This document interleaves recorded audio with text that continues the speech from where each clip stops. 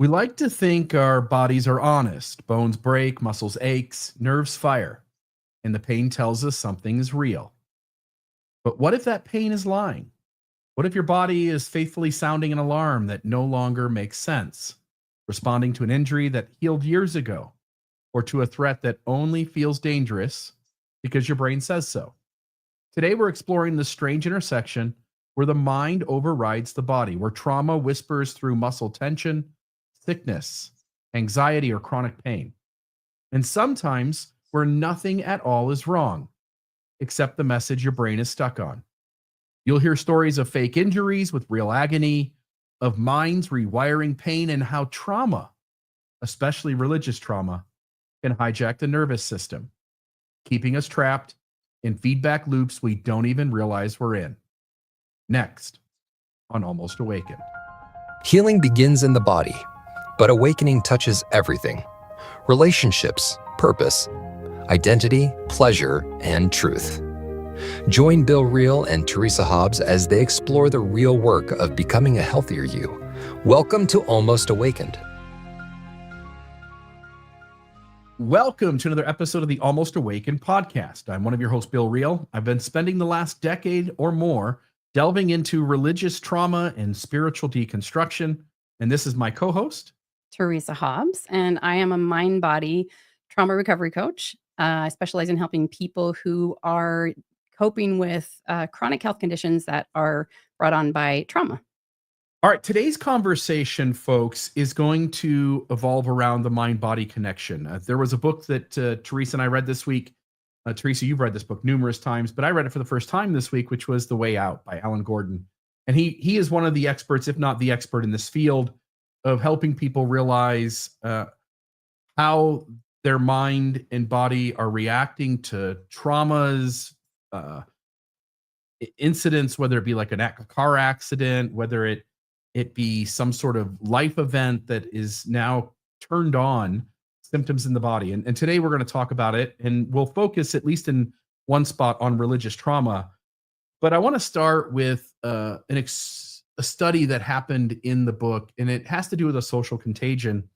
And it was juxtaposing the country of Lithuania, and I don't know if the other country was the United States, but it was, I assume so. And I'm going to go to the next slide here just to show this. And this was the BCMJ. This is a medical journal where doctors post peer-reviewed research. And there's this idea of what whiplash is a social disorder and how so. And what Alan Gordon said in the book and what it says in the study is that in America, where you get into a car accident and you get your neck jolted, you end up with whiplash, and that lasts a certain amount of time. It's some injury to your neck, and you go see a doctor and they put you in the neck brace, and within a certain amount of time, 3 weeks, 6 weeks, whatever it is, it heals, it gets better. And but in America, it doesn't. People end up essentially suffering from neck injury issues for long periods of time, maybe the rest of their life. And if you go to Lithuania and you study the same problem, car accidents, neck injuries, whiplash, what you find is that people have the injury, see the doctor, and in the 3 to 6 weeks, it is healed and there is no long-standing issue. And so why would people get in car accidents in Lithuania and have a normal recovery time and no long-term medical issues with their neck or back after that accident, when in America, folks who have the same kinds of accidents have these long-term neck issues? And what the study points to, and it's so strange to hear it, you've known about this for a long time, but it was so strange to me to hear that people could have serious injuries that they should recover from, but because of our social awareness that these kinds of things last forever, because people have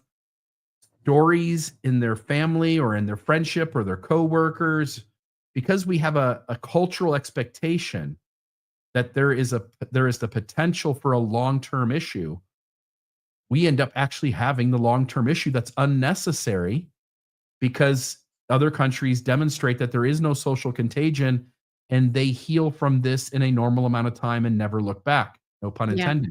Yeah, Um, no, it's interesting because, you know, uh, these things there should have been an acute injury end up being a chronic injury. And I love what you said about how like there's cultural conditioning, there's social contagion, there's contagion within families. So if we have expectations within our family, you can see in family systems like, you know, if your father had back pain, then it's more likely that children are going to have back pain.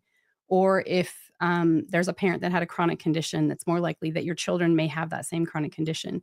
And yes, some of it may be related to genes, but also there is this sort of cultural conditioning that this is what's sort of expected. I think it even happens with people when you know when it comes to aging and stuff like that. It's like, oh, when I get to be this age, I'm going to have these aches and pains, or that's just what's expected. And there's this other book that's actually really cool called the Expectation Effect, and it does talk about how what we perceive or what we expect to happen can actually end up happening based on our perceptions and our environments and what we collectively believe in a culture. So I think it's fascinating. In this, like in Lithuania, they do not have chronic whiplash. It just doesn't exist. But in America, it does, and our doctors believe in it. Buy into it in our system, and we believe that it's something that can happen. And so it's a thing that we experience. So I think it's pretty fascinating.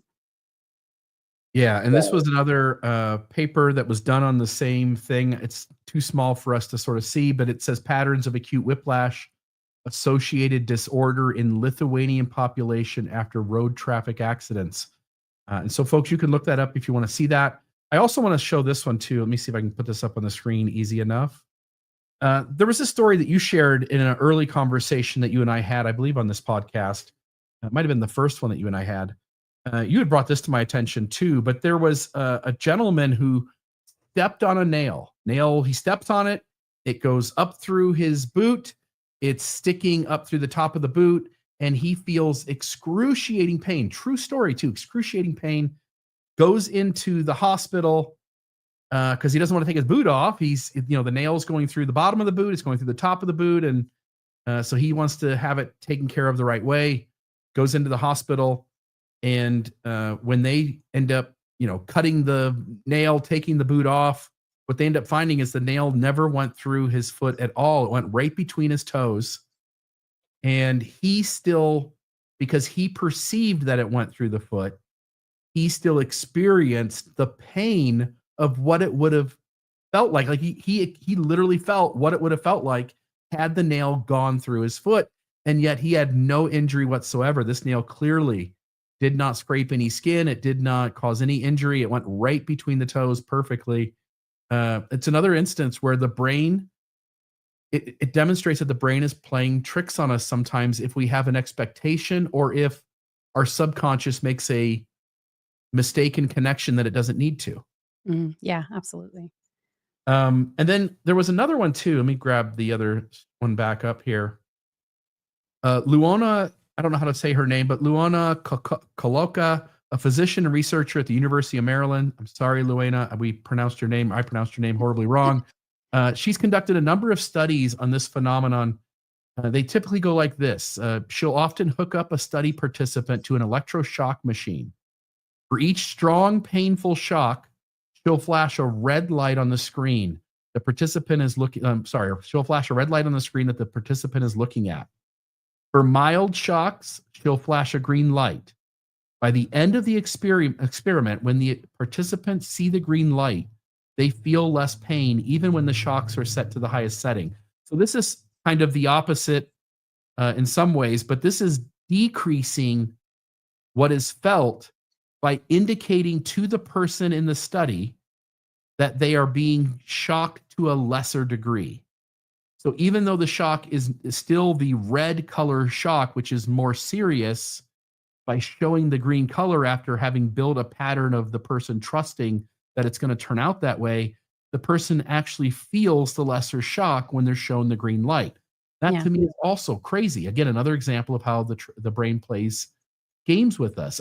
You probably have seen the one, I should have had a picture for this. You've probably seen the one where they take a person, they sit them in a chair, they put a wood block wall so that their arm is on the other side. Mhm. And then they put a fake hand, Yeah. a fake arm, so that you see this fake arm next to you and your brain starts to connect the dots that this is your arm. And then on your real arm and on your fake arm, they'll rub a feather on them at the same time. So you see your fake arm being feathered and you feel your real arm being feathered.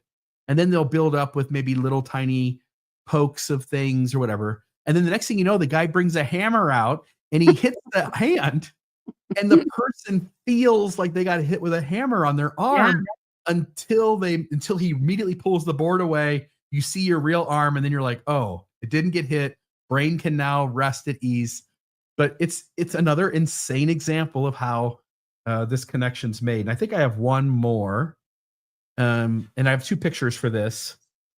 But they have actually, it's not this. But they have a fake shock generator, similar to the other experiment, but kind of the opposite, where they have a fake shock machine, and by telling a person that they're going to be shocked and pushing buttons and the thing making a noise, people will feel shocks even though there's no shock occurring. So that's the same one. And then, go, please. I just want to say, like, this is an example of conditioned responses and then predictive coding. And we've talked about that in some of our other podcasts, where the brain, it predicts what's going to happen based on history or based on expectations of what's normalized and what we expect to happen. And then, the brain turns on a pain response because it's trying to, respond appropriately. But in the case of I love the one about the arm and the feather and the hammer. I think that's just so fascinating. But it goes to illustrate that our brains aren't as simple as we think they are. And everybody's wired this way. So as we talk about, this information and have this conversation, I'm going to keep coming in and normalizing this is like, this is just how the human brain works. And this is how the human brain works in context of the environment that we now live in. Because, I think before this time period, when we didn't have quite as much stimulation and constant stress, we didn't have this many mistakes that the brain would make. We didn't have this much of a disconnect between our brain and reality. So I think that it's context driven, meaning that this phenomenon happens more so today than it would have back in, caveman days, but it's fascinating. So I just want people to understand how this ties into chronic stress, trauma, how that can, wire your brain to be more sensitized, and how you can kind of learn and understand how your physiology works, how your mind-body connection works. It's going to be really interesting. So let's keep going. Yeah, and this plays into what we said last time about predictive coding. So we are programmed to not really live in the present moment, but any present moment is actually a prediction made by our brain 300 milliseconds ago about what this moment was going to be. And then the brain uses this moment to predict the next one, and so on and so forth.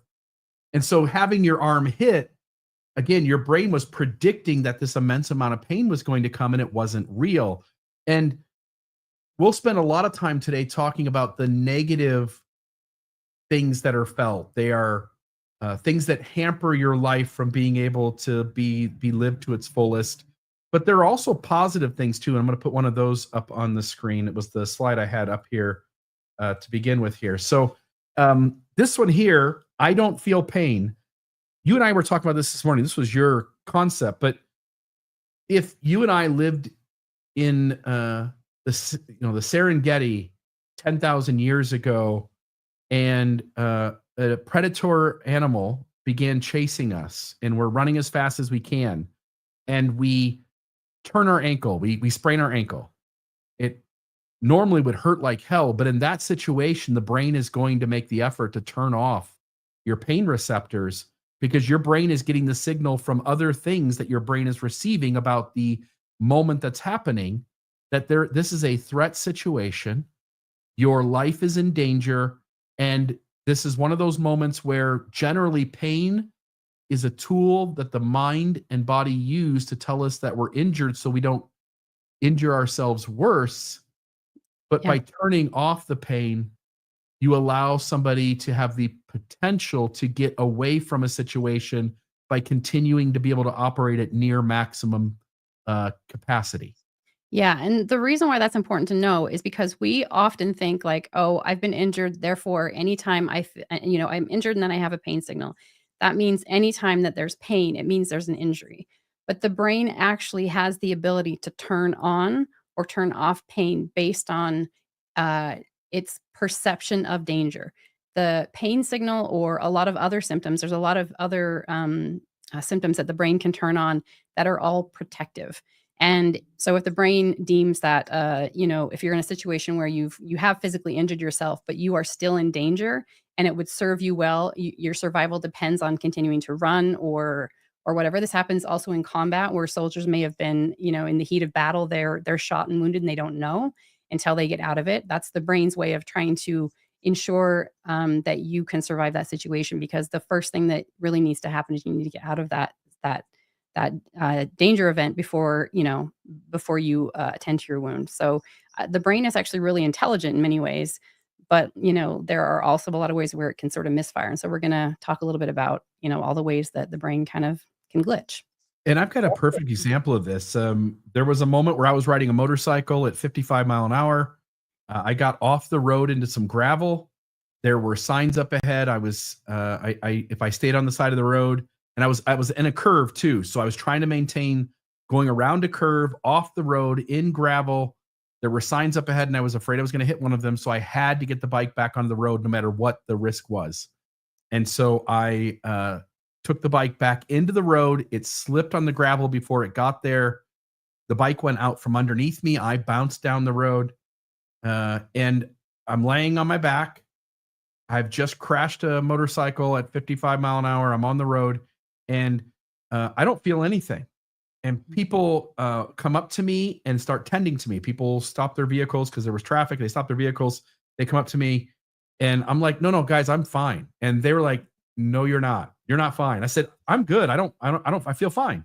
Meanwhile, my head is lacerated. My ankle's broken. My ACL is torn.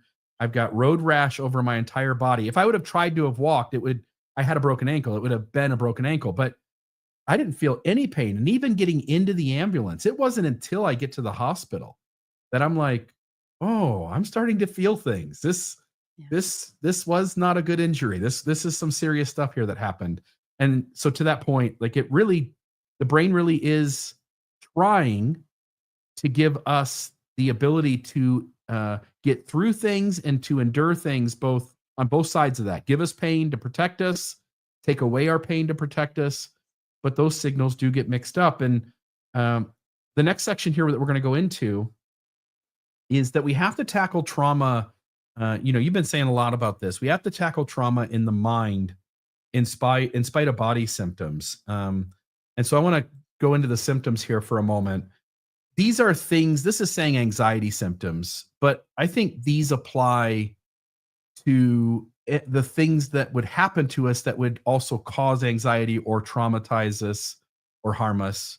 And so I thought this was a good image to to use, but racing heart, nausea, cold chills, headaches, shaking, knot in stomach, difficulty breathing, hot flash, night sweats, body pain, bloating, chronic fatigue, stabbing pains, burning, swaying feelings, trembling, numbness, ringing in the ears, chest pressure, crazy thoughts. I mean, there's a whole bunch of things here. Anything you want to say about the way in which our mind and body experiences anxiety, hypervigilance, symptoms of trauma? Yeah, I mean, this is, I could recognize so many of these symptoms just in my own experience, also in so many of the experiences of my clients who often have a history of trauma when they come to see me. And, I think 40% of primary care visits are due to stress, are stress related or stress driven. I know so many people that have had, trauma or are really dealing with a lot of chronic stress that end up having panic attacks or all kinds of different physiological symptoms like this, right? And immediately what you're going to think is there's something wrong with me. What is going on? And so they'll end up in the emergency room and they will, be told that everything's fine, everything checked out, there's nothing wrong with them. And it's the most horrible feeling to have somebody label what you're experiencing as anxiety. And like, it is anxiety, it really is. And I remember people telling me that a lot in the early stages of my illness, and I just felt really dismissed. I didn't like it. But what I want to call it, instead of labeling it with as anxiety, is the term that people use now is called neuroplastic symptoms. And I think that's a better term. I think it's more I think it explains it better, and I think there's less stigma around it because every single person has neuroplastic symptoms, and they do come from, the neuroplastic symptoms are driven by chronic stress, having your having lived an experience of trauma or stress or pressure, or this need to sort of perform, or needing to be perfect or not feeling good enough. There's so many different ways that can put your brain on high alert, can put your brain into a state of hypervigilance. And when your brain is in that hypervigilant state, you are more likely to experience all of this stuff. And pain is among all of this. I don't know if they have pain on here, but pain is a big one. But I even had brain zaps when I was sick. And it was so terrifying because, why would you ever think that brain zaps, where you have like these weird glitches in your brain and it's like an electric shock, could not be connected to something really seriously wrong with you. But a lot of these are they feel very serious, but ultimately they are being driven by a brain that's just feeling overwhelmed, that's feeling really unsafe and feels like it's in constant danger. Yeah, and you'll see in the next slide that I move to that term neuroplasticity, but I want to Mm. say here, and there may be other categories, but as I was trying to think about causes of symptoms, three facets came to mind. So there's the first one. Some symptoms that we experience are due to a physical cause. My motorcycle accident is an example of that. Yes. I've got a broken ankle, and the only way that that broken ankle can be resolved is to go in and see a doctor and have them perform a medical procedure to repair that broken ankle. Some of the symptoms we have are due to a physical cause, and that physical cause has done something to our body that it is not repairable without some assistance by a medical professional. Surgery for a broken arm, or something like that. The other one, and there's two others, but the other one that I want to say next is some symptoms are due to a physical incident or cause, but one which must be overcome by working with the mind. And you shared an example the other day of, I think it was from Alan Gordon's book, but there was a lady who had some spine issues, and when they actually did the X-rays, they could see that her spine was in a weird shape. It was like in the shape of an S. Mhm. So if you were facing somebody front or back, and their spine just had this really irregular curve to it, and that person experienced back pain. And so they associated the physical issues of the spine with the symptoms of the back pain. And yet that person was able to go do mind body work. And if the spine really was the cause of the back pain, he was able to get help that separated that spine issue from her feeling the pain sensations of it. Yes.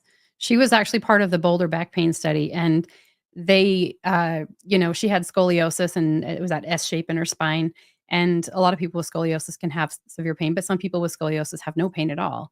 There's actually a lot of irregularities that you can have in your spine that are not correlated with pain, which I think is really fascinating. But she joined the Boulder back pain study, and she was one of the people who resolved her pain.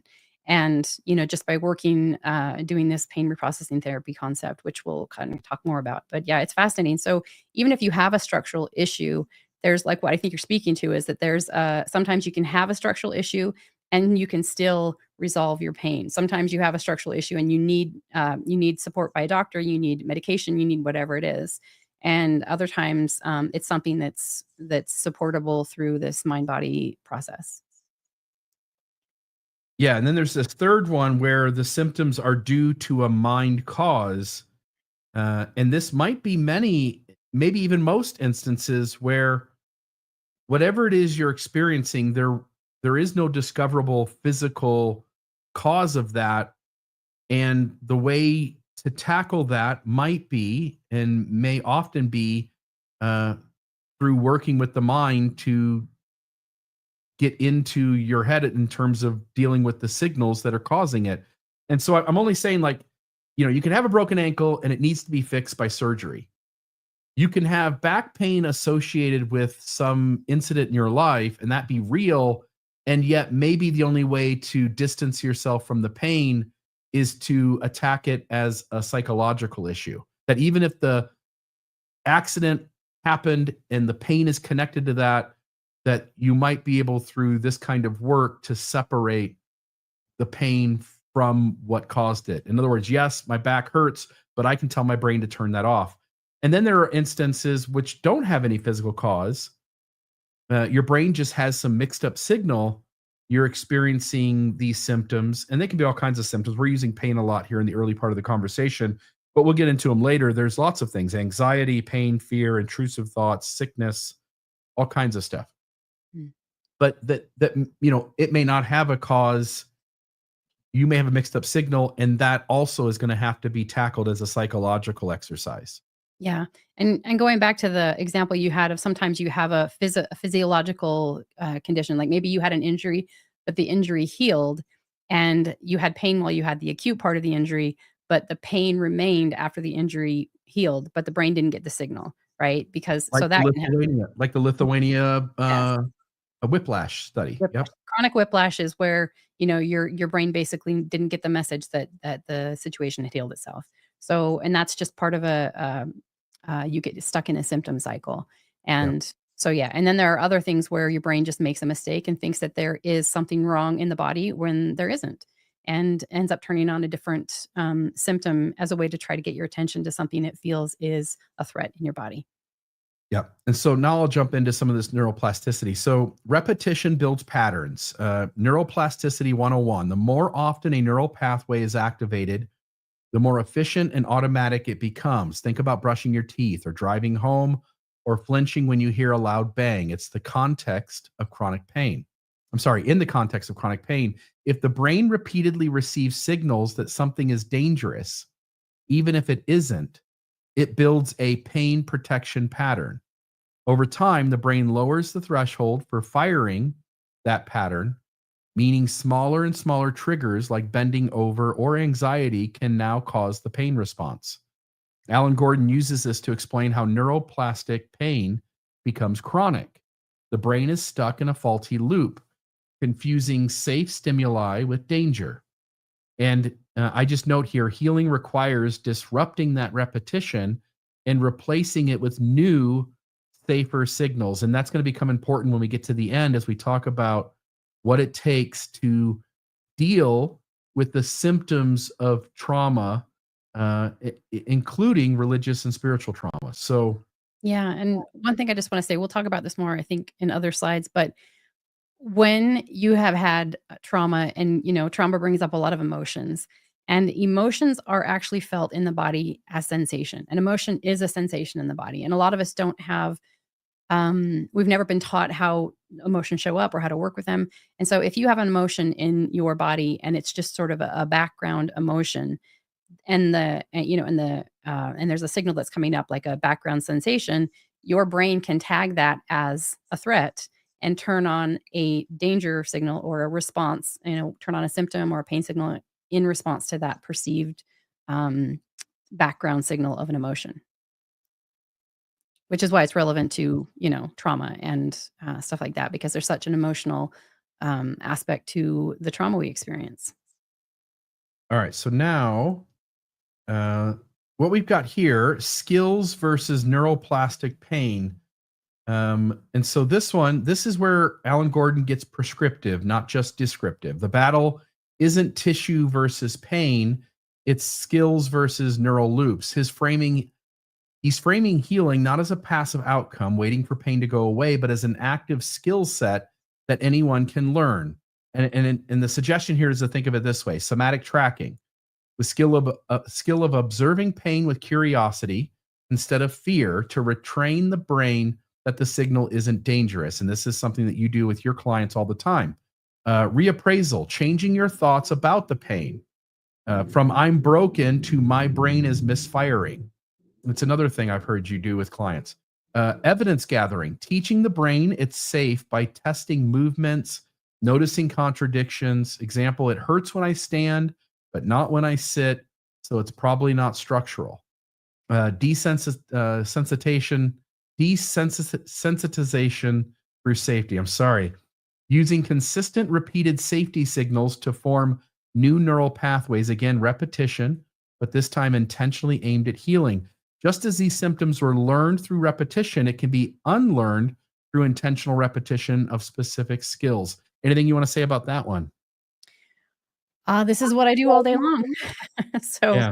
yeah, this is how we sort of unwind the patterns of the symptom cycle and the symptom patterns is, using these different tools and being able to shift your brain from perceiving something as dangerous to being able to understand that it's actually safe. And a huge part of that, the biggest part of all this work is, and it's the reason why we're talking about all the ways that your brain actually works, is when you understand that it's possible that your symptom or your pain is actually being driven not by something structural, but by just a glitch in your brain, you can unwind the fear around the symptom. It can let go. Like some people, just learning that is enough for their brain to turn off the signals. They can alleviate symptoms and alleviate pain just by understanding like how it works. So the psychoeducation piece of this is really, really important.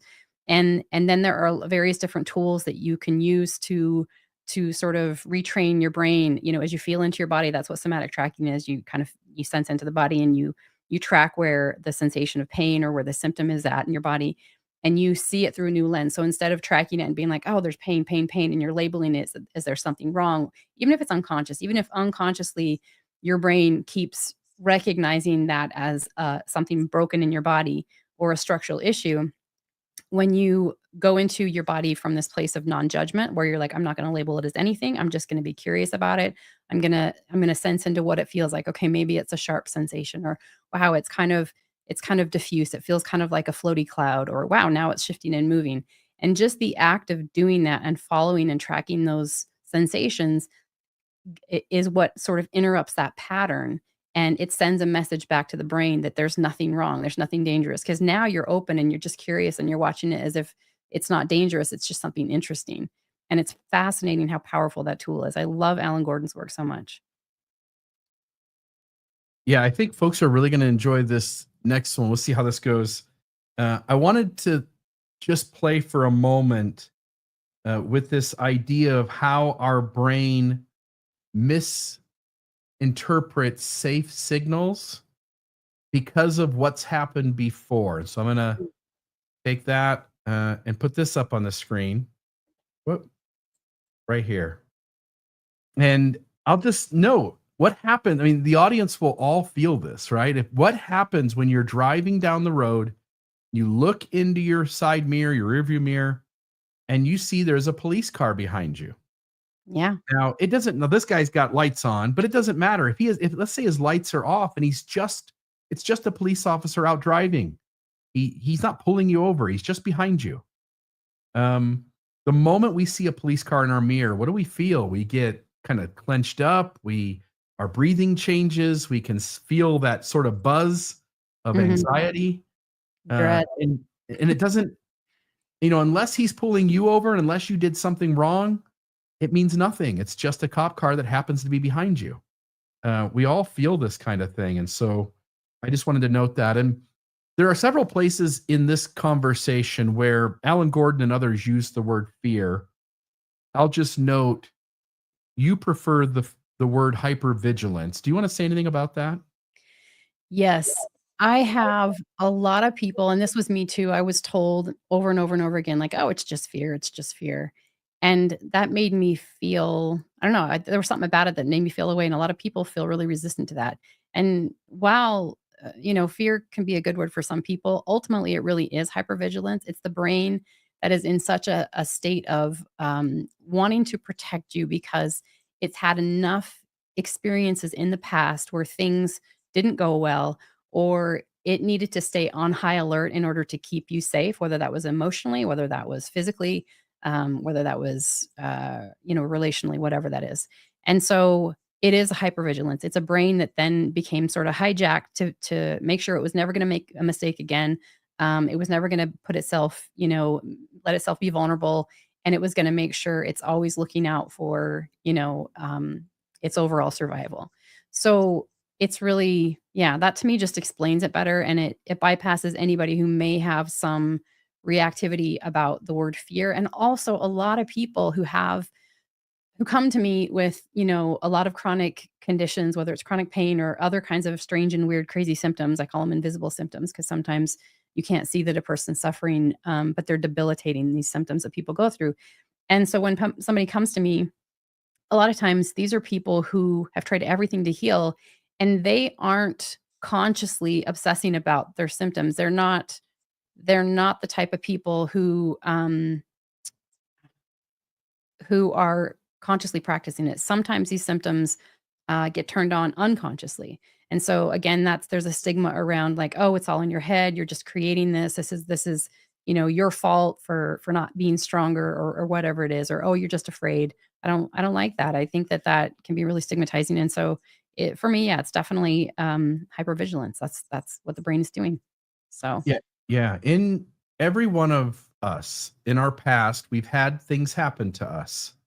Um, I'm pausing only because it's a book that I read. What happened to you? And it's by mm, Oprah Winfrey and Bruce Perry. And I think the book is phenomenal. And it's this idea that rather than go, why did you do that? Why do you do the things you do? Why do you show up the way you show up? Why are you uh, uh, causing trouble at work? Why are you not doing well in school? Instead, the question that should be asked, at least in the front end of the conversation, is what happened to you? And as you're pointing out, this is a lot to do with the elevated responses that we have to threats. And uh, moments in my past, I had an incident happen in first grade that for the rest of my life up until this moment, in any moment that has the same risk of feeling the things that were felt in that incident in first grade, I feel elevated responses to a perceived threat. yep. uh, whether it's around emotions of shame or embarrassment or fear or, as you put it, hypervigilance. um, our body and brain are constantly surveying the environment. You've talked about this. And when there is a perceived threat, real or not, Yeah. our body and brain are reacting based on what they connect it to that's happened before. What is our life experience? And this gets really tricky. We'll get into religious trauma in a moment, but religious trauma tends to be these actions that happen over and over and over again, that impact how we and our mind and body perceive reality. So I just want to say here, uh, negative actions like criticism can Mm. activate our, it says here fear responses, but I'll say hypervigilant responses. Negative symptoms in mind body after positive big life changes. So here's a big one. I'll change the slide.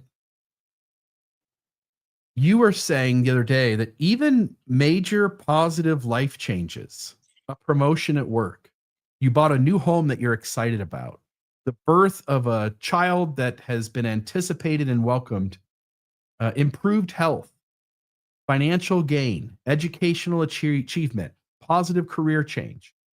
Even when positive things happen, because they are drastic shifts in our world, they can actually lead to symptoms that are debilitating or are taking away from us living our best life. Is there anything you want to say about that? Yeah. So they can be quote unquote the trigger. Whenever I'm sitting down with a client, I will go over, when was the onset of the symptom? When did it come on? And I'm looking for things that are any kind of changes. And in some cases, it's because, oh, it was, I got married, or I bought a new house, or something that seemed like it was going to be something positive ended up being putting that person through a lot of pressure or stress.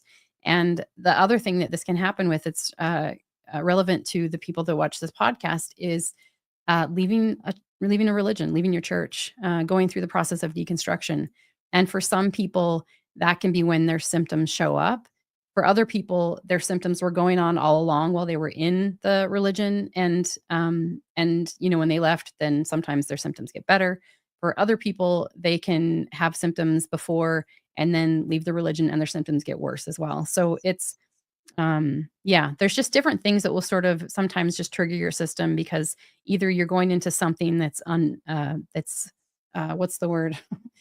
We don't like the unknown, right? So something that's new or unknown can shift your system into a state of hypervigilance because now it's this new thing that you have to kind of try and get used to. So, those are some of the ways that can show up, or some of the reasons why positive changes can trigger new symptoms. And this makes sense. Again, we go back 10,000 years ago, and if you are living in a tribal system, again, on the Serengeti, wherever, I like that word. So, if you had an instance where something drastically changed, you and your tribe are going along day to day, living your life a certain way, and suddenly it shifts or changes, the brain wants to start with looking for the negative, the threat, what it should be afraid of, over top of like, isn't this wonderful? Isn't this great? So even though your conscious mind goes, I just got married and this partner is incredible, your brain is trained over thousands and thousands, tens of thousands, maybe hundreds of thousands of years to look for the negative before it worries about celebrating the positive. Yeah, and that makes sense. Again, back to your Serengeti example.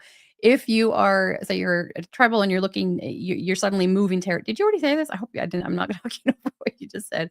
But if you're moving into new territory and it's an unknown area, you are going to be alert to like, okay, what animals live here? What are the dangers that I need to be aware of? So you're going to be more hypervigilant in those situations. And that's probably how that guy got wired into us, which is actually because I've never thought about it that way.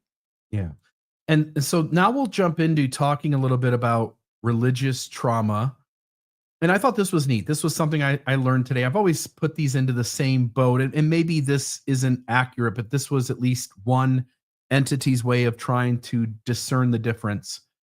Spiritual abuse is what happens in a one-on-one relationship where one person manipulates the other using religion. So you might have a fairly healthy religious system, but you have one leader who's using authority to enact really inappropriate or unhealthy interactions or abusive interactions. And so they want to call that spiritual abuse. Now, the trouble I have with this here is that not all religious trauma occurs within a religion. It can occur within other kinds of social systems. You could have a yoga group. You could have a meditation group that would have unhealthy, abusive aspects to it. And so you wouldn't want to call it religious trauma. But spiritual abuse, that makes sense to me. You have one person acting outside of the bounds of what the system is, and they're enacting harm. Religious trauma is exposure to a religion, culture, and community that negatively affects a person over time. Main causes of religious trauma, I just want to note here, strict moral codes, suppression of critical thinking, inequality of power dynamics, and fear-based teaching. And there were things that I thought of that I made notes of. Your reality is, so again, we're talking about what does religion or spiritual systems do to us, and then what does that cause in terms of the symptoms, the affects that we have from that thing that happened to us. And so I thought about our reality being sabotaged. So we use the word gaslighting. If we grow up in a religious system that is constantly moving the goalposts, constantly reinterpreting things, constantly reframing things, and articulating it in such a way as to say, oh, you should have known that. You should have seen that happened. That's your fault.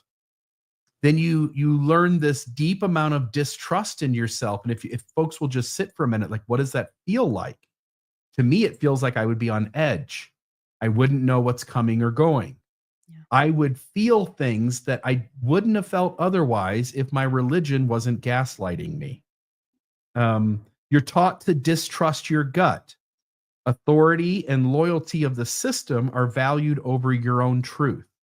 So it doesn't matter. Every time your gut says something's not right here, and then the religious authorities stand up and they say everything's perfectly fine, you're going to, over time, learn to distrust yourself, which again, I'm going to be apprehensive. I'm going to be skittish. I'm going to be, anytime that I feel I know something, I'm going to have self doubt about that. That's going to show up in how my body responds to any moment that looks like that. Yeah. Um, This causes a disconnection between your, brain and body too, by the way. Like this is part of what forms that disconnect between being able to perceive what's happening in your body in a healthy, normal way. And as you're talking about all of that, it reminds me of being in an abusive relationship with someone with high narcissism traits. The gaslighting, you bring up something and they shoot it down and you learn to disconnect from your own truth. And it has a huge impact on your nervous system, on your sense of safety, your sense of self, because you were constantly putting that person and the relationship above your own felt sense knowing, above your own internal truth. And it's very, very destructive. yeah, I was no, if your system keeps changing the rules, if Mhm. they keep you off balance, of course you're gonna feel things. And if it does harm, so one thing I note in the system that you and I both came from, that system had never has and never is going to teach healthy uh, perspectives of consent. And in fact, it's going to constantly throw you into situations that are non consensual. So I'll give examples. In our religion that we came from, we are asked to take on certain responsibilities. We're extended a calling. And that sounds like, to an outsider, that sounds like, oh, okay, you're given a responsibility. You can say yes, you can say no. Except in our religion, Mormonism, it is told to you over and over and over again that you're not really supposed to say no to a calling.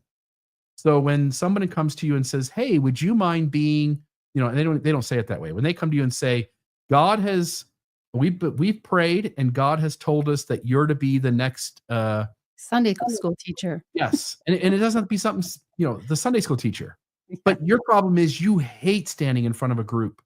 You have yeah. such a fear of that, and you don't feel comfortable that in any other situation you would be like, "No, I don't want to do that." In this situation, you are made to feel shame and guilt for saying no. You are pushed to say yes. And by doing that, you're not consenting to it. Like in Yeah. theory, they say you have consent, but you really don't have consent. Well, and it reminds me too of just even being called on, to give a prayer, to give a public prayer, which was always the worst thing for me. I remember, sitting in, Sunday school or different classes, and they would I would turn my body, away, just trying to not be called on because you felt like you couldn't say no. I still said no because it was just too terrifying for me, but you see the reluctance in people when they, have to sort of do the thing. Yeah, and there are other instances in our religion. 7-year-old kids preparing for baptism are made to go and sit down with the bishop. Bishop Mm, is the local leader. The parents pressure the kids to go and say there's really no other option. That's what we do. And again, it may not be said in any sort of harsh way. It might be done with smiles and soft language and kind words, but the message is clear. Before you can get baptized, and you need to get baptized, you have to sit down with this guy and you have to answer the questions that he asks. And again, you're learning that this interaction, I have to do this. I don't have the ability to consent to this. This is something I have to do.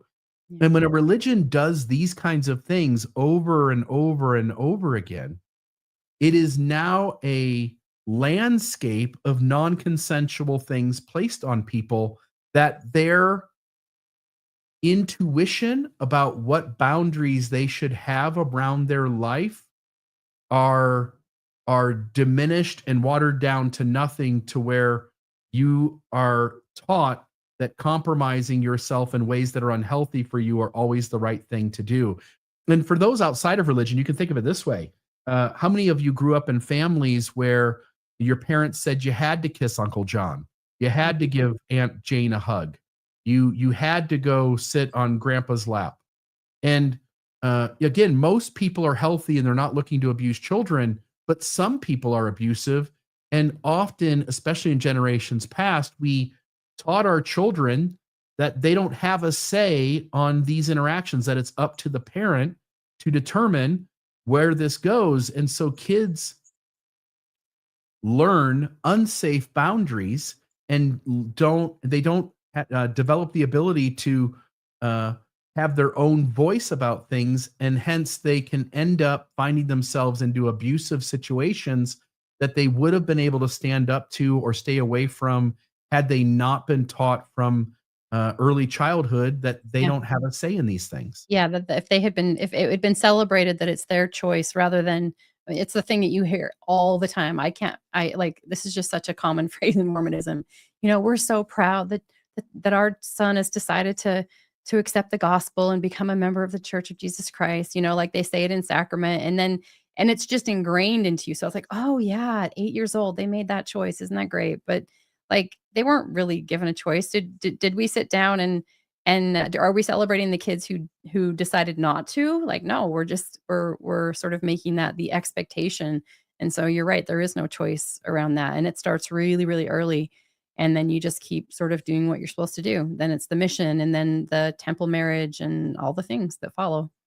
And this has impacted me a lot. As a grandfather, I now understand boundaries, consent, all of these things. And so if I say to one of my grandchildren, "Hey, will you give Grandpa a hug?" If they say no, I don't pout. I don't look sad. I just acknowledge that they've given me a no, and I move on. I don't pressure anything like that. If I'm tickling a grandkid, the moment they say like stop, don't do that, or they indicate in any way their body language they don't want that done, then you stop. If they come back and want to keep playing, then that's their way of giving consent and saying, "Hey, we're playing here and I want to do that." But I make it crystal clear to all of my grandkids in ways that I never did with my children, that they have autonomy and they have their voice, and they are not only safe but encouraged to use it. Yeah. And so I think if you can start to see how religion takes away healthy boundaries, and not only takes away healthy boundaries, but puts in place unhealthy ones, I think that's really helpful to seeing how these lines are blurred and how harm can happen. I just want to know, around 1 in 3, about 27 to 33% of US adults have experienced religious trauma at some point in their life. And as many as 15 to 20% of US adults currently suffer from religious trauma right now today. I think that's pretty significant. Examples of religious, anything you want to say about that? No, that's staggering. Yeah. Examples of religious trauma. We shared a few behaviors before, but we'll say a few more here. Authoritarian teachings, strict adherence to dogmatic doctrines with punitive measures for deviation.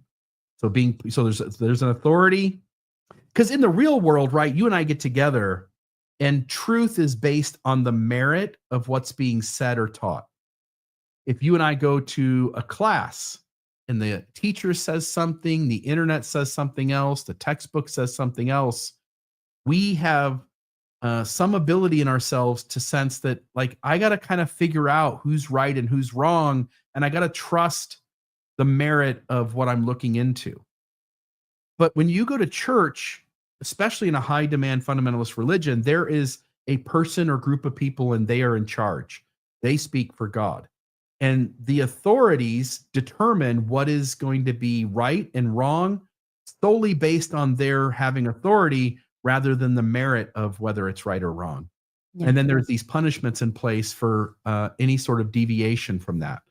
All right, so fear of divine punishment, instilling anxiety and guilt through the threat of eternal damnation. So you were talking before about how having 3 kingdoms and outer darkness was actually worse than having just a heaven and a hell, because now there was all this more complicated mess about where you go and how you get there, and it seems so much more gray area that determines whether you make it or you don't, and hence you have a lot more fear about what happens or about your own the salvation of your own soul.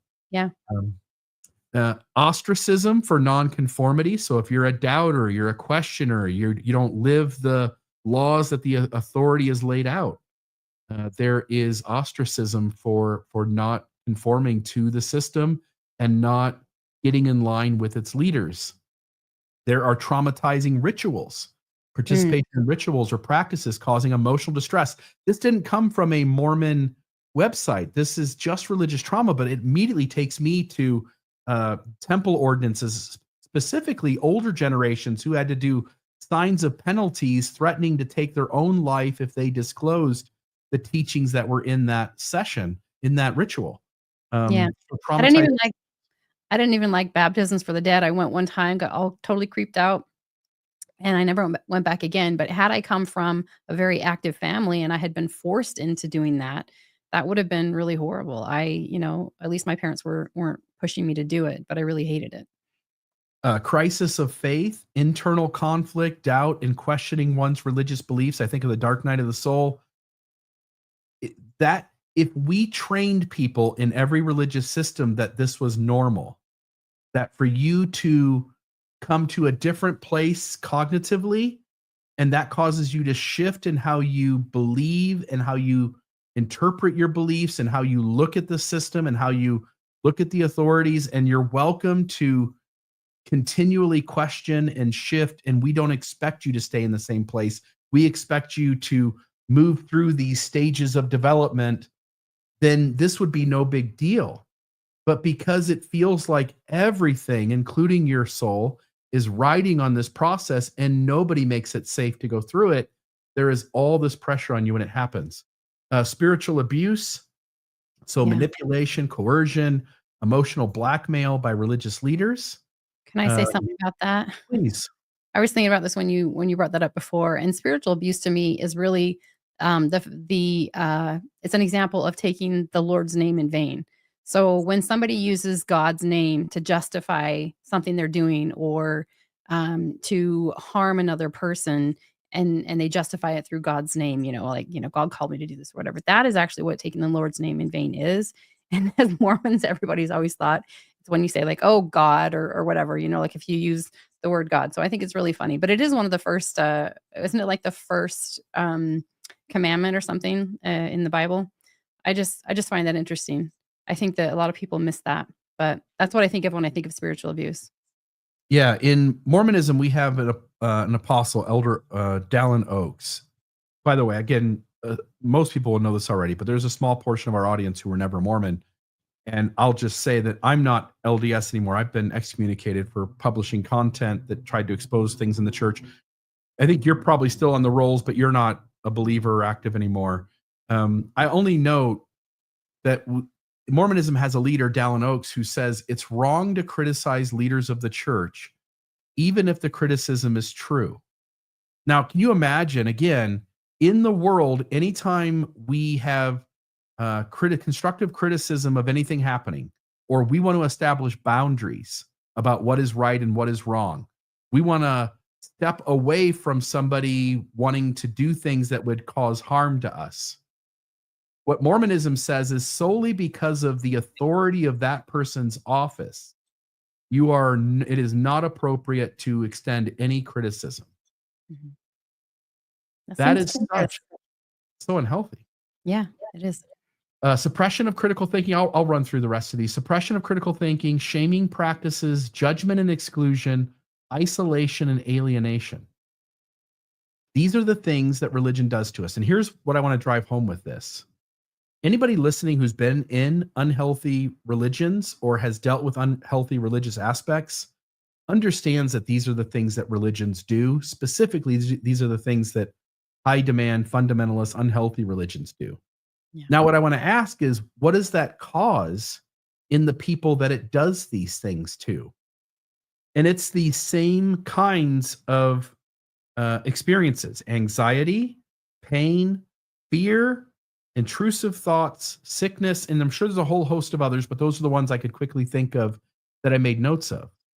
Your body, again, I had times where I left church where the truth didn't matter. It was about authority. It was about not questioning. It was about all of us agreeing, all of us collectively hallucinating that this thing is true in a certain way. And my inability to join the group in that collective hallucination, I would leave church with my hand shaking. I only ask folks to just sit for a moment and try to sense into what it meant for your spiritual or religious systems to have harmed you, and how does that impact you today? How did it impact you then when it happened? How did it impact you all along the way? Because those are the things that uh, show up that almost certainly in some way, shape, or form are keeping you from living your best life. And the first step in moving through these is to just notice them, to have some curiosity about them. Anything you want to say about religious trauma here?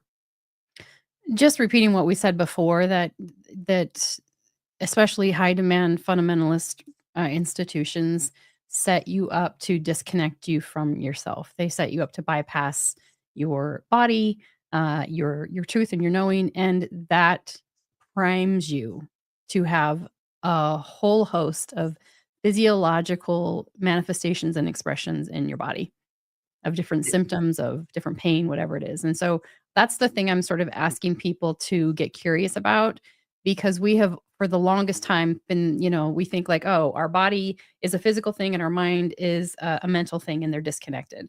In this episode, what I want you to understand is that there's a mind body connection, and the things that we experience that affect us emotionally, mentally, relationally have an impact on the body. And so that's what we're kind of trying to show through this. And in the next slide, it'll show some of the symptoms of religious trauma. Not all of them. We could list probably 100 Yeah. easily, but these are 7 or 8, 9 of them. But here they are: signs of religious trauma. Perfectionism. That doesn't seem, people don't think of that as a negative symptom, but think about all the ways that perfectionism gets in the way of your relationships, you're feeling connected to yourself and others, your ability to not beat yourself up about things that don't go well. So, perfectionism, self hatred. I think of folks in the LGBT community who have harmed themselves, and some have even taken their lives, feeling because their system set an expectation for what was acceptable to God and what wasn't, that anyone who didn't fit in the box was going to have some at a minimum insecurity, and at a maximum self-hatred, and a encouragement somewhere in their subconscious to carry out self-harm. Doubt, shame and guilt, sexual challenges, identity confusion, lack of boundaries, Yeah. being on guard, or as you like to say, hypervigilance, mental illness. Those are just some of the things that religious trauma, religious abuse can lead to. And then common triggers that can stimulate or worsen hypervigilance: reminders of the traumatic event. I remember I have a uncle-in-law. No, let me say it different. I have a step uncle who was in Vietnam, and loud noises would immediately send him back to feeling things that were connected to what he felt in those earlier situations in the Vietnam War. So, reminders of the traumatic event, anxiety, panic, or stress, social triggers, conflict, nightmares about the traumatic event, sensory triggers, loud noises. Again, that was sort of describes him as well. Feeling trapped in a situation similar to the trauma. So, those are some of the triggers. I want to note here that what we're about to get into is talking about feedback loops, or the kind of cycle that these run through. And once we notice the cycle, and especially as it's happening, we suddenly might, for the first time, have the ability to step outside of that. But is there anything you want to say in terms of triggers that can lead people to feeling things or experiencing things or reacting in certain ways? There's just all kinds of stuff. Some of the big ones are smells, and those are really, really unconscious. We may not even know where the memory's coming from, but that was a part of my thing too. And smells and sensory stimulation can be connected to conditioned responses too. We're going to talk about that in the upcoming ones, or have we already talked about that? No, I think the next slide here is your polyvagal ladder. Okay. And I think the main thing I just wanted to get across here, and I'll let you sort of speak to it, but our body and brain have normal ways that we have been programmed via evolution and survival and all those things to deal with situations that are heightened, situations that pose a threat, situations that are uncomfortable, that scare us, that I guess whatever else you want to say about it, but these are normal reactions, and they all come from different places in our brain and are adapted to handle different kinds of situations. Yeah. And I like to call them, so these are just different nervous system states, and these are adaptations to help us survive perceived threats or real threats. And I like to really normalize this because we all have these different aspects of our nervous system that work for our highest good. And sometimes when we have, again, had trauma, we can get hijacked and we can get stuck in some of these survival nervous system states. And so it's just interesting to sort of look at them. The ventral vagal social engagement state is, from a polyvagal lens, that's the parasympathetic response. And that's when you're in rest and digest. That's when you feel open and relaxed, and you want to connect with people, and it's your safety state. And when we start to perceive that there may be danger or a threat looming, our system will go into the sympathetic or the fight or flight state. So we can either try to fight something or we can try to flee something. And it continues to sort of go down the ladder based on our ability to actually cope with whatever feels threatening or dangerous. So if we get to the place where we realize we can't fight or flee, our system may go down the ladder even more and head into what's called freeze. And that's a combination of our sympathetic state and our collapse state, which is the dorsal state. And so we can feel frozen in place. We can feel like we've got a lot of energy still in our system, and we feel like we might need to flee or fight. But there's also this part of us that feels like we can't do anything. And so we're just like a deer in the headlights. This is actually a common state that a lot of people that experience trauma live in. They have adapted to sort of be prepared to run at any given moment, but they're also having to sort of show up in society as a normal person. And so they have this break on at the same time, trying to hold all of that high activation energy sort of in check. And if we're able, if the threat or the danger is looming towards us and we have no way to fight or flee and we can't hide from it, then we go down the ladder again and we end up in the dorsal collapse state. This is where we, in a very extreme state, we might pass out, lose consciousness.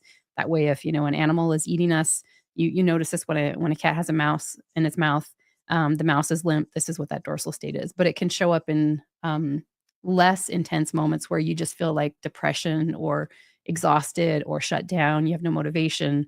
And so that's what that state is. And it's there to protect you. It's when your system feels like so much overwhelm and it doesn't feel like it has agency to get out of the danger or to deal with whatever threat it's perceiving. So I just want to explain that. We sort of went over this in the nervous system podcast we did. But these are also just different, I don't know if you can see this very well. I probably needed to make this a little bigger, but this is what I show all my clients when I work with clients. I have a sort of a nervous system presentation where I give them an understanding of how their nervous system works, how they can tell what state that they're in, because we can learn different tools to sort of shift us out of different survival physiology or survival nervous system states. So, there's different feelings that you might notice that you have in different states. There's it shows the list of different sensations you might feel in different states. And then there's different thoughts and narratives that you might feel in different states. Our body shifts into those nervous system states unconsciously. It's not something that we try to do. It just happens. It's just responding to our environment, or it's responding to another person and their nervous system, or it's responding to our own felt senses. If we notice something is difficult or painful in our body, then we might ramp up into like a fight or flight state because that sensation is worrying, or we might feel like it's, cause for something really serious. So So these states happen without our conscious awareness. And then what's interesting about that is that your state creates your story. So your state can create your thoughts and your narrative. So if you are often stuck in a sympathetic fight or flight state because you've had a lot of stress or a lot of trauma, you will suddenly have thoughts that have the same flavor of that state. So, it might be like, "Oh my gosh, I've got to fix this." You're always on edge, and your thoughts are just kind of spinning and running. And when you get into the freeze state, your thoughts are gonna be like, "I must, but I can't. I've gotta do this, but there's no way I can do it." It's like this urgency mixed with, like, a complete shutdown. And then when you get into the dorsal state, it's like, "I don't care." Like, I feel apathy towards everything. It doesn't matter. I'm everything's hopeless. It's kind of like that. So, there are just different ways that you can sort of, check the temperature and read your own nervous system, because the more you're able to understand your nervous system, the more skills you can develop to kinda work with it.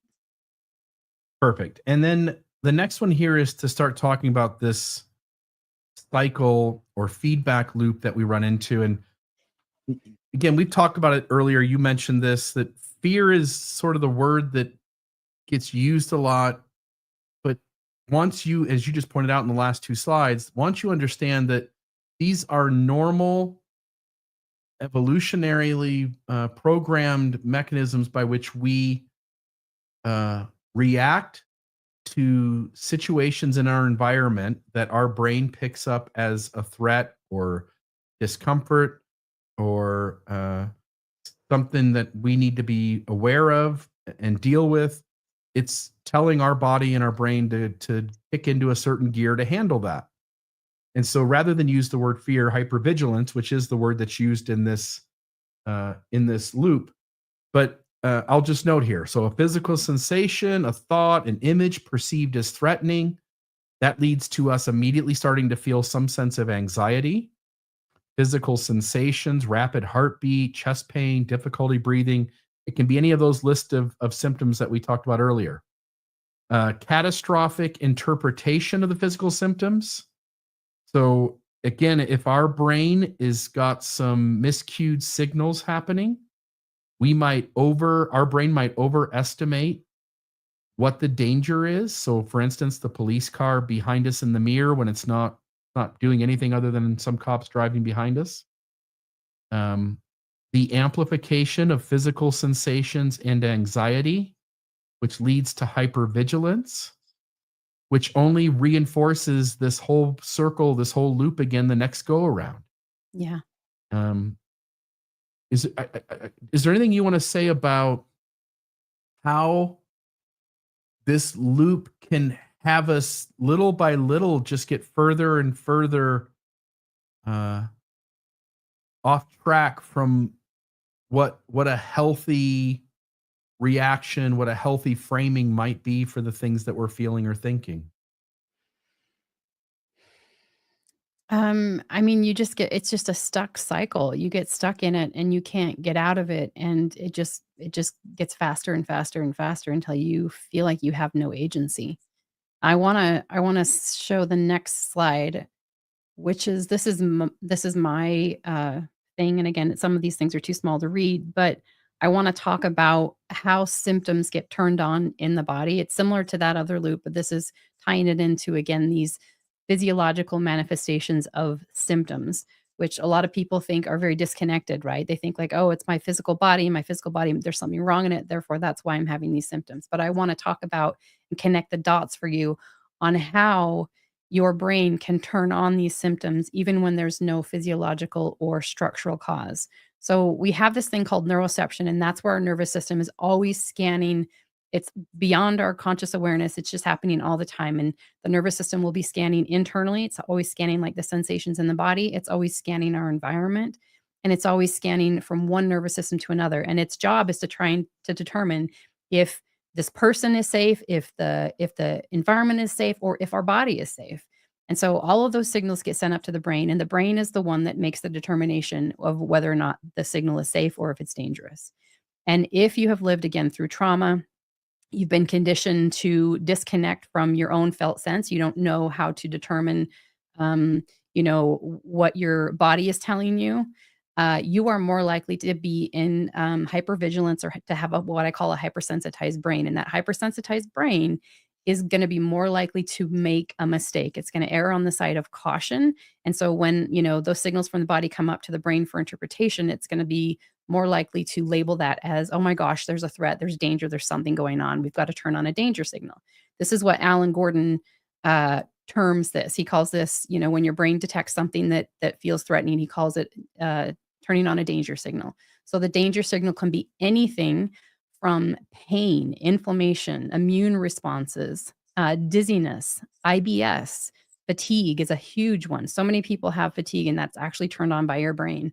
Anxiety, depression, palpitations, trembling, brain fog is a big one for a lot of people now. Muscle tightness, muscle spasms, numbness, vibrations, histamine reactions, POTS, vertigo, sweating, and then hypersensitivities. And hypersensitivities can be anything from smells. I know a lot of people are hypersensitive to perfumes. I have been for a long time. That's getting a lot better for me. But lights, sound, temperatures, being touched. Some people can't handle, being touched because their skin can be hypersensitized. And even chemicals and electromagnetic frequencies. For a long time during my illness, I couldn't get near a computer. I couldn't look at my phone without blacking out. It was really bad. So I had a lot of those sensitivities. So what happens is, your brain detects that something's dangerous, or your brain makes the call that whatever it's perceiving from the nervous system is a danger signal, and then it turns on a symptom. And then any normal person, when they have a symptom like this, is going to think like, oh my gosh, what's wrong? There's something wrong with my body. They're going to respond with maybe a little bit of fear, with a little bit of frustration. They're going to want to fix it. They're going to want to go to the doctor and figure out what's wrong with them. And maybe even resistance. And if this is like a chronic condition, if you've had these symptoms for a long time, and you already have gone to the doctor and they've basically said there's nothing wrong with you, we can't figure out what's causing this, then you're going to be in the place where you're frustrated and you're overwhelmed. And basically that response just reinforces to the brain that there's something wrong. So it just keeps going round and round and round. So you just continue to have these, danger detected symptoms, and then the reaction. And so the next slide, I want to talk about how you interrupt this cycle. This is the whole point of this mind-body connection piece, is to talk about, like, that's what happens, and that's a normal response to what's happening in your brain and body. But there is a way to repattern this response. There's a way to sort of get these symptoms to turn off, to get the message back to your brain that, like, oops, that was an error. There's not actually anything serious going on. There's not a structural issue here. So go through the same cycle, right? You have your symptoms, and this is where this mindfulness comes in. And again, I've said this so many times because I used to hear the word mindfulness and think, that's so hokey. Like, that's just a stupid little thing. Like, what, you just are mindful of something? I just didn't get it. And I read Alan Gordon's book, and I took the course. I'm trained in pain reprocessing therapy. And that's when I really understood the power of mindfulness. It's the most powerful tool on the planet for just about anything. It doesn't matter if you're dealing with an emotional issue or if you're dealing with a physiological issue. It can transform how you perceive and experience something. So mindfulness comes in here. And Alan Gordon talks about, once you have the psychoeducation and you understand what's really happening, you can start to look at your symptoms a little bit differently. You can start to realize, like, wow, okay, I've gone to all the doctors. They've ruled out anything serious. I can't explain this any other way. This is probably my brain turning this on. And that gives you a little bit more of a pause, I guess. You can kind of start recognizing that, like, I'm going to be curious about this now. Maybe I don't have to make a judgment that there's something physically wrong with my body. So you then go into your body and you start to see those symptoms through this lens of safety, because you realize, wow, nothing physically wrong is happening.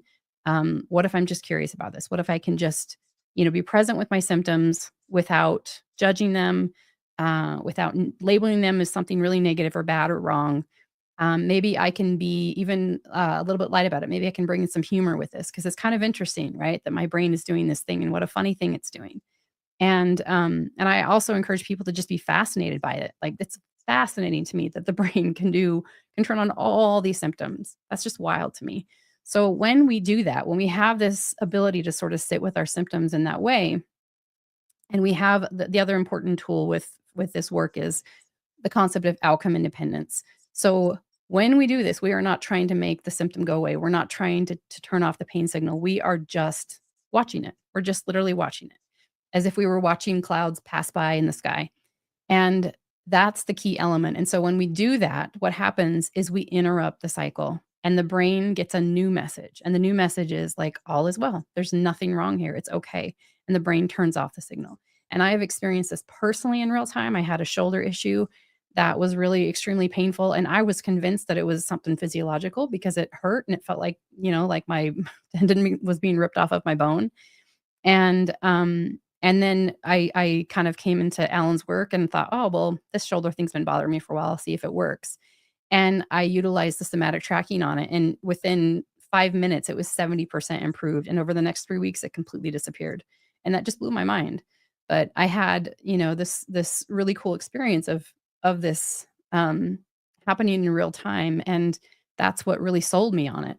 And then I've used it for many other symptoms since then. And I've used it with clients and had huge success. And it's so incredibly powerful. So I, wanted to illustrate, how the thing gets turned on and how it gets turned off. And there's other elements to this, when we're doing different processes like pain reprocessing therapy or nervous system regulation tools. But this is a big foundational piece.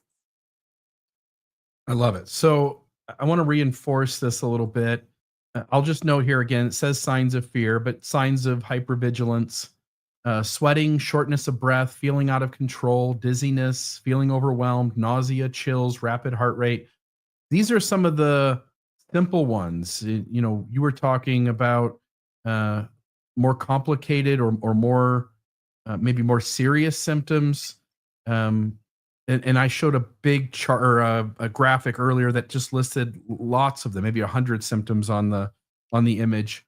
So I'll just note that again, these are things that we feel, think, experience that aren't positive, and they're holding us back from living our best life. Now I want to stay on this screen. These two studies show us why this cycle or loop happens. On the left, prefrontal engrams of long-term fear memory perpetuate pain perception. In other words, your fears and memories of those fears add to and perpetuate your perception of pain. Then on the other side, it's the opposite. Persistent pain intensifies recall of consolidated fear memories. So you feel a symptom, you experience a feeling that's tied to your thoughts around it, and it magnifies the other. And then when you do the other side of the coin, it magnifies the symptoms. And so you can end up in this cycle where I feel something, I'm scared about what that means. So now I notice I feel it more. So now I'm more scared about what it means. So now I feel it more. So now I'm more scared about what it means. And before long, your brain has been tricked through a continuous pattern that's escalated into now you are debilitated. You are unable to function, and everything is seems like a symptom of whatever is going on. Like your life is full of this going on, either by the number of things that you're experiencing or by the magnitude of those symptoms. And there was another spot in the book, The Way Out by Alan Gordon. I want to make sure I read it here. The people who have more fear registering in their brain responses are more likely to have the symptoms last beyond the point of the body healing. In other words, they've done studies on people's brains in the middle of injuries and other sort of things that have happened to people that have their bodies being broken down or some sort of ailment or injury. And the folks who felt the most fear around their injury were most likely to have symptoms of that pain, of that injury. Chronic pain. Say that again? Yeah, but they end up having chronic pain. They end up having pain last beyond the healing. The body heals, The people who don't have a bunch of fear responses around it just healed and they moved on and they were fine again and they just went back to life. The people who felt immense amounts of fear were more likely to continue feeling some sort of effects of the injury long past the moment when it should have been healed completely. Yeah. And what's important to talk about here too is the fact that acute pain and chronic pain are totally different. Acute pain and chronic pain show up in the brain differently, and chronic pain is a learned response. So it actually shows up in the part of the brain where memory and learning are show up. So it's literally a learned conditioned response, which I think is fascinating. So when people understand, like if they've had this pain forever and they had an injury and then the injury, should have healed, because guess what? The body does heal. Like it really does. But sometimes after it should have healed, the brain has learned a pain response. So it's not that the body is still injured. Maybe you've got scar tissue or maybe you've got different things. But if the body's no longer in danger of being injured further, there's absolutely no reason for your brain to turn on a pain signal. It doesn't you don't need that pain signal anymore. And because the whole reason for the pain signal is to get you to, be immobilized so your body can rest and heal. Now, once your body has rested and healed, there's no need to be immobilized anymore. So that becomes a learned pattern or a learned response that you can then turn off. So it's important for people to know that, because sometimes I think like, oh, it's just, I just have to live with this. It's just the way things are. But no, it's not the way things have to be. Maybe there's a way to turn that off so that you can have more freedom in your life. Yeah. And so now we move into part of the conversation here where we can talk to the benefits of having help in these things. And so this first slide, how to support someone who has experienced trauma. Uh, these are the things that help provides. Help provides predictability. So people learn to sort out what real threats are and what non-threats are. There's space, so there's safe space to work all this out. One doesn't need to feel the pressure. They can just take some time and calm down and really feel into their body and what's going on and not feel like something's going to go haywire if they don't respond quickly. Recalibration, so there's opportunities to recalibrate, to reflect, and to think on what it is that's happening, and to find ways to make little shifts that start to make positive differences. They get support, they get choice, so they have their ability to choose how things unfold, what they will take on.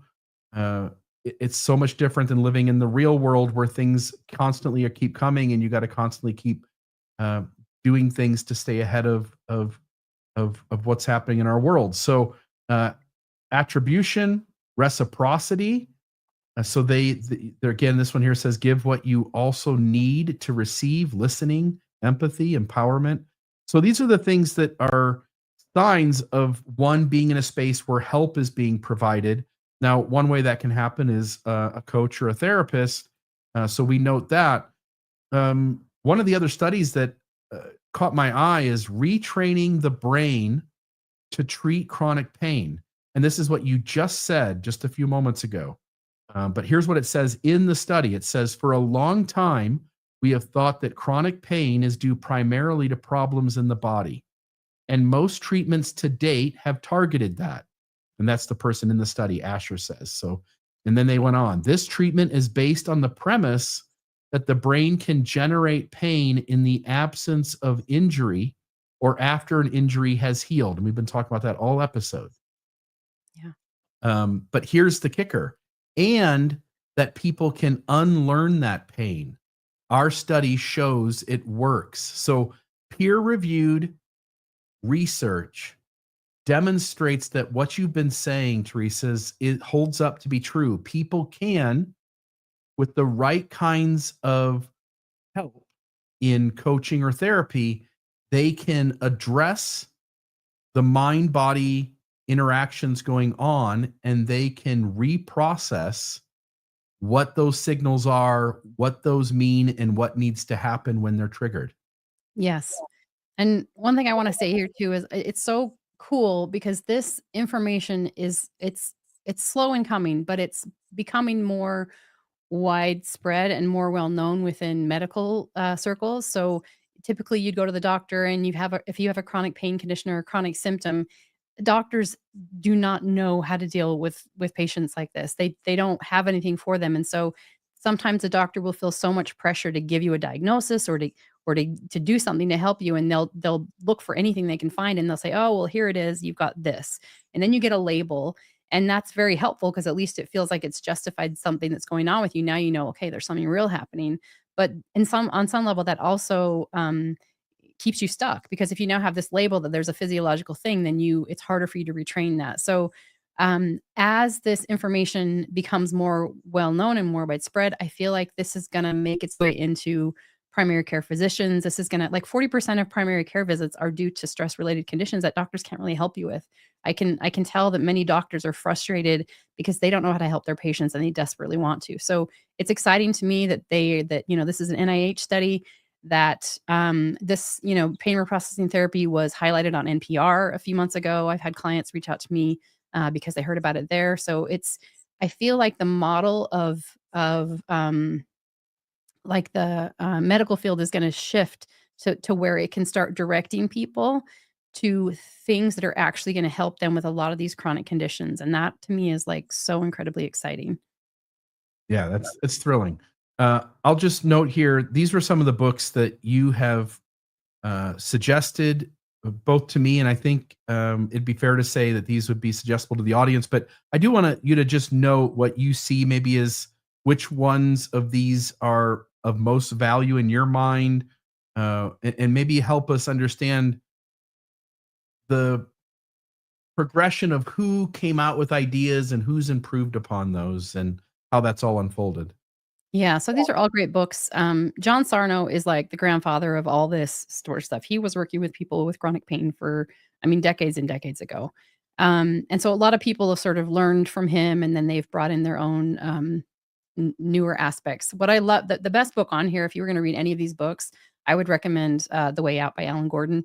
It's the most up to date, and Alan has basically taken the physical side, which has been validated by physical medicine, and he has brought in, because he's a psychotherapist, so he's brought in the mind side. And Dr. Sarno was an MD, and he was awesome and wonderful, but he he wasn't as skilled with the mind stuff. So his he helped a lot of people, but the way he sort of framed this, his framework around the mind body connection, was a little kind of vague. It was harder to understand. And so I think Alan does an incredible job of translating that information in a way that's understandable, and he gives you really, really amazing skills to sort of start addressing it. And what I would say, if you're going to be reading The Way Out and you have a symptom that's different than just pain, because he speaks to pain in that book. A lot of the studies they've done on chronic pain, but this crosses over into so many different symptoms. And so I use this approach for many people who come to me with chronic fatigue syndrome, with all kinds of strange invisible illnesses like Lyme disease or long COVID, things like that, where you have all kinds of crazy symptoms going on in the body and you cannot figure out what's causing it. So a lot of multi-symptom stuff. But if you just replace your symptom with the word pain, whenever Alan Gordon says that, you'll understand that there's the same mind-body connection going on. It's the same process. So what's another? There's another man. His name is Dr. Howard Schubiner. We don't have any of his books on here, but he's written a lot of really great books on the mind-body connection. And we will list some links and resources in the description of this episode where people can go to just get validated by, I think it's really cool when doctors come on board with this stuff, because I feel like they offer, what's the word I'm looking for? They legitimize it, when they understand this, and they're basically pointing to scientific studies. It legitimizes that this is a real thing, because this is not an easy thing for people to buy into. It took me years and years before I recognized and realized, like, oh my gosh, this is what's happening to me. So if there's resistance, or you're feeling like, oh, that's not my story, that's okay. You can sort of explore some of these resources until it starts to really click and make sense that, like, wow, this is a real thing. Because it really is. It's incredible. Yeah, and I'll just note, if I go back a couple here, as you were talking about this pattern and interrupting it, it's when we go back to the very beginning of our conversation, this Whiplash study in Lithuania versus the United States, it's collectively this, again, social contagion, but it's collectively this expectation that something will exist far past when it might have healed. The way that this got addressed was a mind-body issue. The way it got addressed was being in a completely separate environment where there was no expectation of whiplash lasting beyond a normal frame of healing, and everybody just expected to get better, and that's exactly what they did. Yeah. And so when we get forward here now, just to know, I don't want that one. Let me grab the other one here.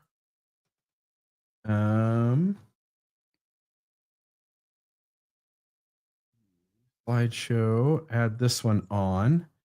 So going back to what we were saying in the beginning, or earlier, so much of this conversation revolved around pain. But as you pointed out, this isn't just pain. Maybe you have high levels of anxiety that inhibit you from living your best life. Maybe it's pain. Maybe it's fear. Maybe it's intrusive thoughts.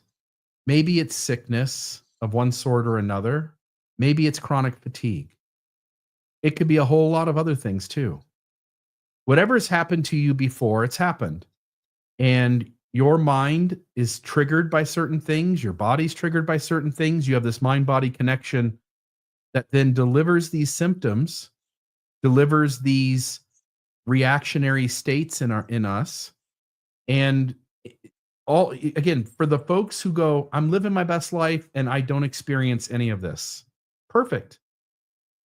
For those who do, this is who the conversation is for. If you are experiencing things in your mind or in your body that are inhibiting you from living your best life, and you don't have a plan given to you by a medical professional, given to you by somebody who can help you take a medicine and that takes care of the problem, or if you do this exercise, it takes care of the problem, or I see a therapist and I see, then I would consider that if you've tried other things and you can't figure out a way to get through these reactions to get to a place where they don't happen, or they are being diminished and the intensity of them is being brought down, then you have an opportunity here to have a different way to see if it can help. We talked about the signs of religious trauma. Again, these are just some of them. But if folks have been traumatized by their religion, and the way their brain, the way their mind and body respond to that trauma is inhibiting them from living their best life, then I'm suggesting here's a chance to try something to maybe do something about it.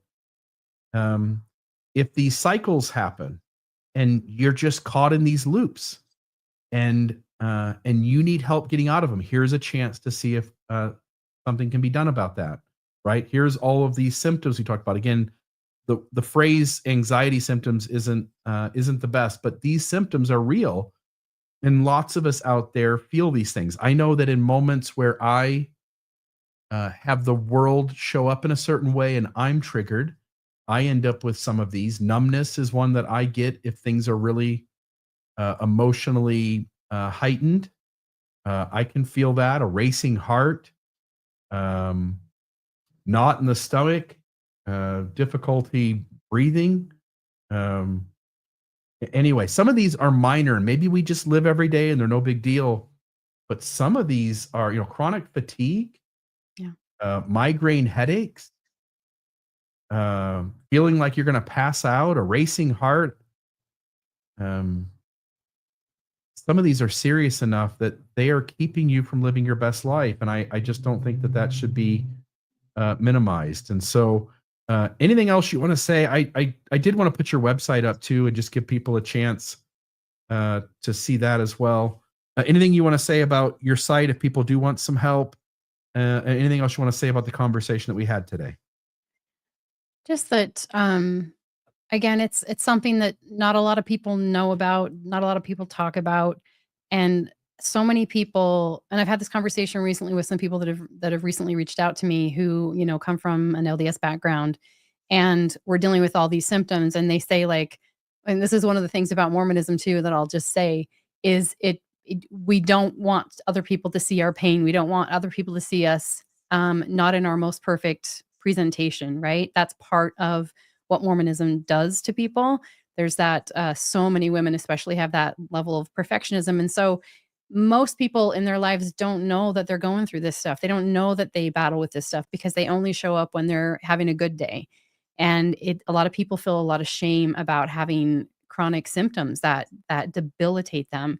And, so they hide it. And so I just want you to know that if this is something you deal with, that you're not alone, that this is more common than you would ever imagine, that in many cases there are ways to shift this and start changing towards having more and more better days, to being able to feel like you have more capacity to be in control of your life and more confidence in how you work with your body and your symptoms. And so the work that I do with people is multifaceted. I work with people on helping them understand how to decrease their overall stress load. We find ways to sort of drain their overwhelm bucket. So anything in their life that is considered a stress that's piling up in this giant bucket that overflows and causes more and more stress and more hypersensitivity and hypervigilance, we work on how to sort of diminish that. And then I teach people, the psychoeducation piece so that they really, really get it and understand it and are able to learn how to turn off those symptom signals, whether it's pain or other debilitating symptoms. And there's just so many different things. One of the things that you addressed in the spiritual trauma thing was boundaries, like lack of boundaries. And that in and of itself is like, I have certain people that I work with only on boundaries, trying to figure out how to be able to say no to things and how to be able to trust that, like, oh, this is a no for me and I can say no. Because one of the books that you brought up or that you showed on there is this book called When the Body Says No. That's by Gabor Mate.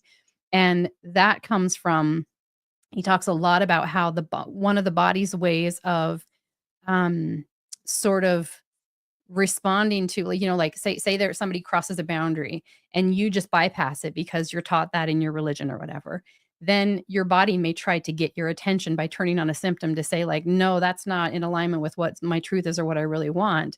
And you just keep trying to like disconnect from yourself, and that symptom gets louder and louder and louder because the body is screaming, trying to get your attention, saying something's wrong. And so some of the work I do with people is just simply teaching them how to feel safe, setting boundaries and saying no, so that their body doesn't have to set it for them. I know a lot of people, I have tons of clients who, they're not able to say no. And the only way that they can get out of doing something is if their body has a flare up, if it debilitates them in some place or they have like a migraine headache that comes on because they couldn't say no to the event or the person who asked them to do the thing. The body did it for them. And, I would just rather have somebody be able to say, no problem. And they can go and enjoy themselves in some other way than have to sit out the night having a horrible migraine headache. So these are the different things that I sort of work with people on. And it's case by case basis. Everybody has different reasons why they have different drivers of this. They have different condition responses when it comes to their symptoms. They have different trauma histories. And I just sort of sit with people and figure out, it's kind of like almost like a role of detective. Like you sit with a person and you try to figure out, like, what are all your pieces of this? What are all the pieces of the puzzle for you? And what do you need the most support in so that you can learn to turn off these triggers in your system and you can have a more open and enjoyable life. And it's an ongoing process for me too, as anyone who's watched my episode on my own experience, I am continuing to learn to expand in my own life and see how far I can go. And that's just really exciting to me. And I feel really rewarded to be able to work with people and see people change and grow and shift out of protective patterns into more connection. And that's essentially what I do.